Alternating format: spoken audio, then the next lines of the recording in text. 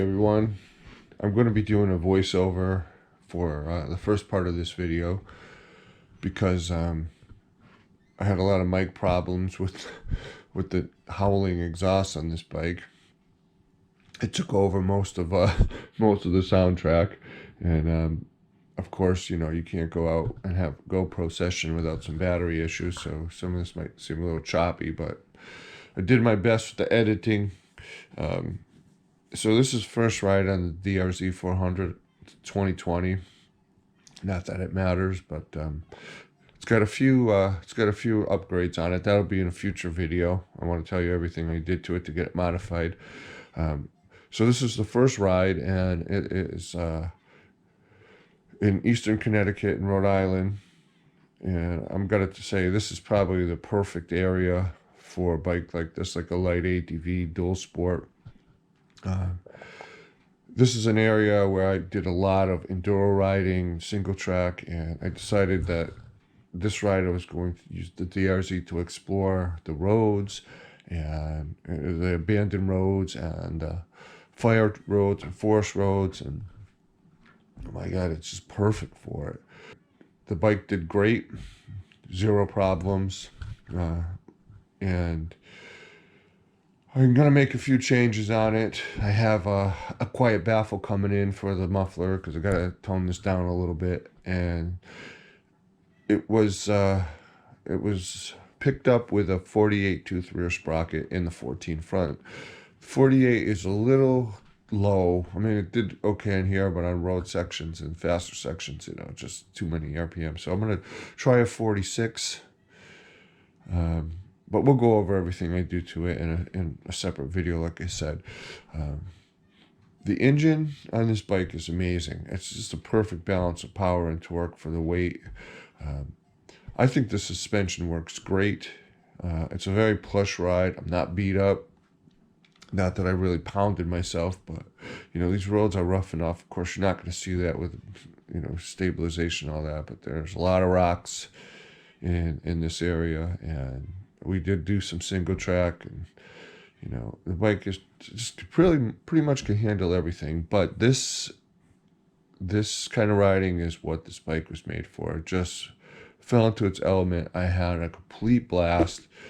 I was smiling the whole time, and actually, it's probably the most fun I've had out on a bike in a long time.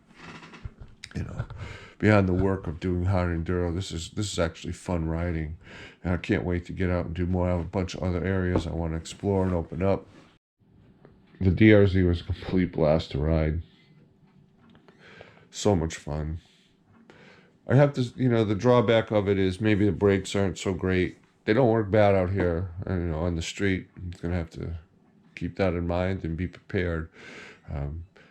I don't really like touchy brakes off-road, so they work good enough on the trails. I never had any problems. You know, on the street I feel like they stop a little slow. And of course the real weak spot is the close ratio 5-speed, and with the 48.2 setup it doesn't really work well. Too low in first, too high in second for conditions like crawlers, and then so I'm going to try the 46, and that should be better. I'm not going to, you know, I'll just deal with it. It is what it is with these bikes. It's never going to be a highway cruiser for me. If I go anywhere, it'll be on back roads for sure. And, you know, this type of riding is what I want to do with it. If I have to put it in my truck, ramp it right up in seconds, you know. All right. Thanks for watching. The later part of this video will not be the voiceover, so hope you can watch the whole thing, and see you later.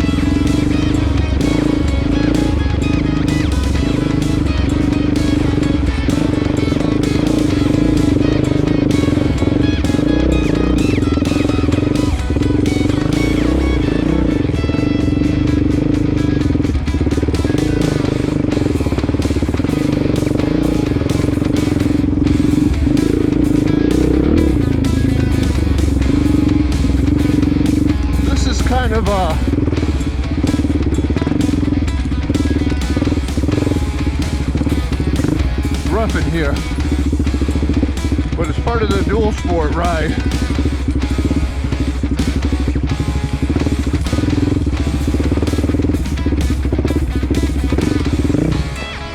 Oh, flame out.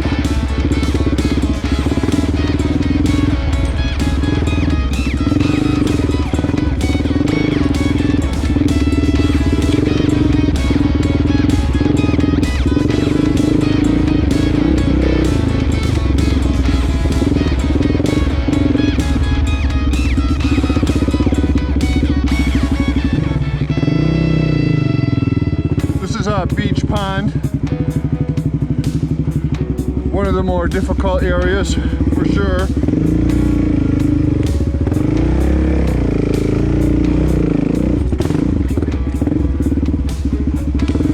Ken's going a different way. I didn't know there was a track up here.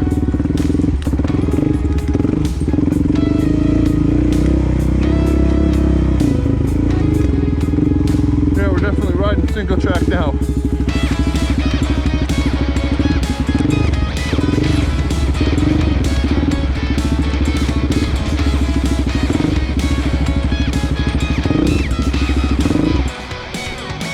Flame out.